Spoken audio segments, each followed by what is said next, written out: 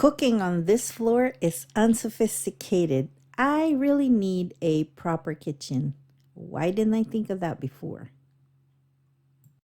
And to add injure to the ding dong injury, I cooked on top of my Yeti cooler. Now, this is a contradiction because cooler is supposed to keep it cool, not put something hot on it and expect it to stay cool. Duh. And so as soon as I got home, straight to Home Depot, buying nails, whatever. I don't know what I'm doing, but I'm buying nails and I'm just going to wing it. I take it back. I still did write up a plan, but I'm still not a cabinet maker, so I'm still winging it. Do not let this drawing fool ya. I'm not very good at math, so therefore none of these measurements ended up with the final results. So, but it works for me, so I'm pretty happy with it. This is just for show, guys. Just to show that I'm kind of mathematical and I have skills. I really don't know what it is about me, but I love smoothness. So every time I paint something, I do something, it always has to be smooth. I don't know why. So I polyurethane this thing to death. I probably have maybe 4 or 5 coats on this, on all the parts. And of course, in between, you have to get rid of the burrs. So for that, I use just a brown paper bag, and that's it. Okay, so now I'm assembling all the parts together. I did not bother to polyurethane inside because why? No big deal. So I'm putting all these things together. My box is inside, and so far so good. It fits. So we'll see. We'll put it together and go from there. Because you know what? I'm going to be in for a big surprise. I have a secret to tell. Most of these boards were cut with a scroll saw because I did not know how to use a circular saw. And I didn't have a table saw. So I finally got this done. I don't know where I left off the last time, but I had to make adjustments because in the back there, I need to reinforce that part.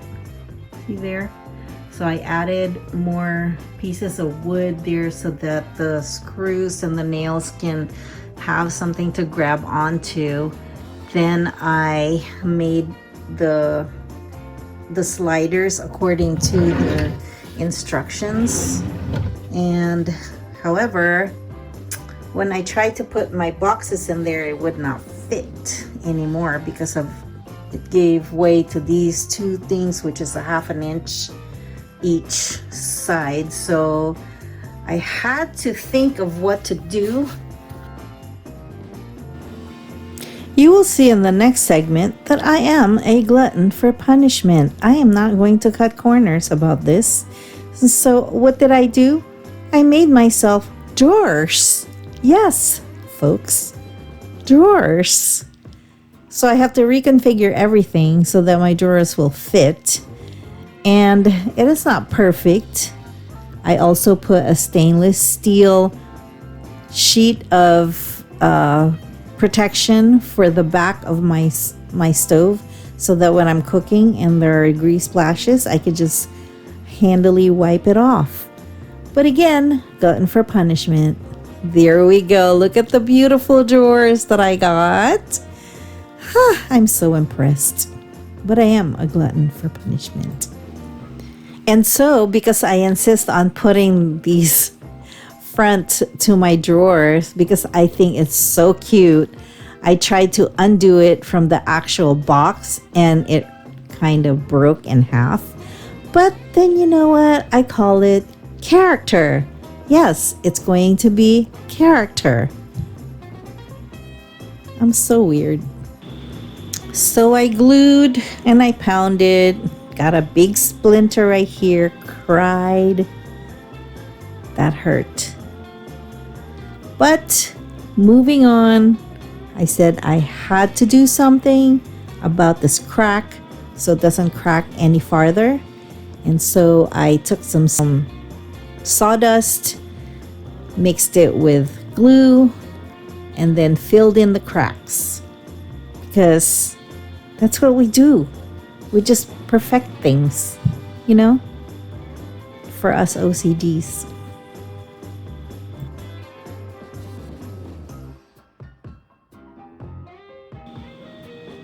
And so it's perfection. Look, filling it in, and then we're done. Kiss my own damn boo-boo with my own damn lip band-aid.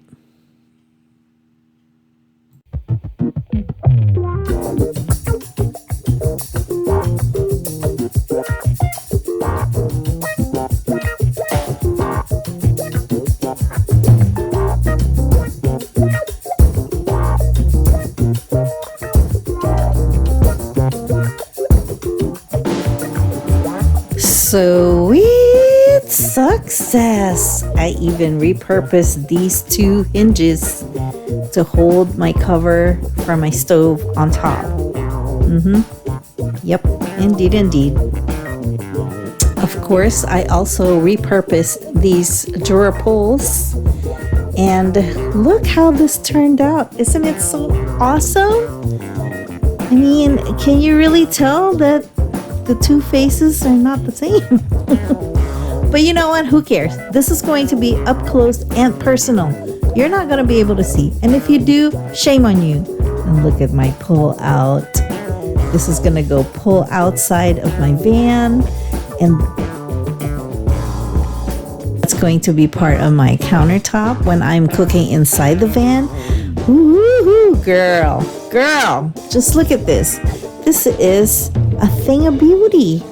Okay, now let's put some stuff inside of it. This flip top countertop is my pride and joy. Wait till you see the end result. This is the one that I am most proud of, and it's going to blow your mind. It blew my mind. I didn't know I was this creative. Oh my gosh!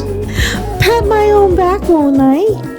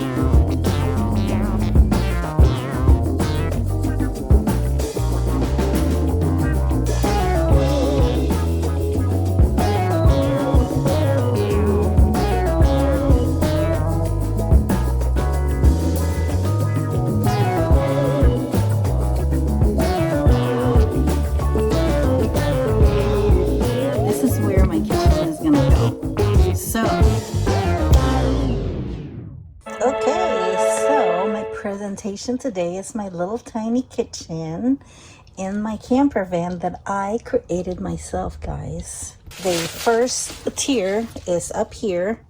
Okay, so there's still going to be some adjustments because now that it's in here, I figured there's some things that I need to change and add. So this, to start, I have my stove hidden in here. By the way. So this is where I'm gonna cook, And this are my utensils. My cooking utensils did not fit because I still need to find something like a little container that will fit inside there on the side so that I can have access to it. And this is my little pot holder, and I have the propane, the little propane bottle next to it. It's hidden out somewhere, put away so that it doesn't mess with anything here. But if I can fit it in the back there, I will do so.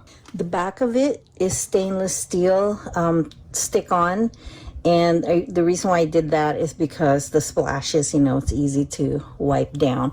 But also the sides are polyurethane so that whatever splashes goes back there, I can still clean it up. And then on this side, I'll show you. On this side, we have our, that's going to be the pull-up countertop. And I lined it with corks, wine corks, so that it goes, number one, it goes with the theme, cork, and I mean cork, wine. And so when I put my hot pots up here, it's not gonna burn anything. So yeah. And it extends over here, so I have more counter space right here. If I want to cook outside, I have this pull-out tray right there. So I can put my stove down there and then cook there, and then use the top here for countertop. Also, I'm gonna add all that spice rack right here with maybe a paper towel holder. I don't know, maybe not, because if I'm cooking down there, paper towels might burn.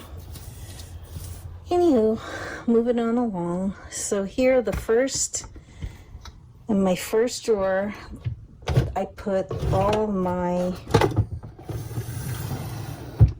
cooking pots. The pots and pans are in there. My rice cooker right here, the cooking utensils, my kettle, my French press, plastic and aluminum foil, and everything else that I use for cooking and food. It's a little bit too much, too high. So I'm just gonna force it there. Anyway, down at the bottom, I lined it with Reflectix so that all my food will stay insulated. And this is all my food. This is my coffee, my creamer, rice, coffees. I have a lot of coffee. Spices, honey, oils, and everything else. I have the rice and sticky rice and regular rice, and then oatmeal back there. So yeah, so this is my setup. Then I have these snaps right here, or these hooks that hook into it, so that when I'm driving, it doesn't shift, it doesn't open up in case I put my brakes on.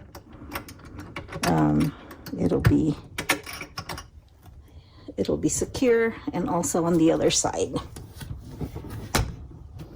There's some snaps here too.